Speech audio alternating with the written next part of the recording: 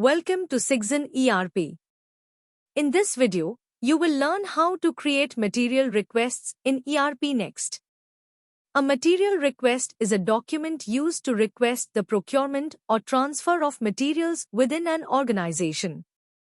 It is part of the inventory management module and plays a crucial role in maintaining the stock levels required for production, sales, or internal consumption.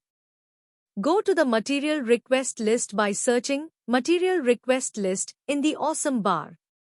Click on Add Material Request. Click on Get Items From. Click on the Sales Order. Select the sales order from the list. Click on Get Items. Now, go to the Edit button and the Manufacturer section. Set the manufacturer name. Now, go to the Accounting Dimensions section.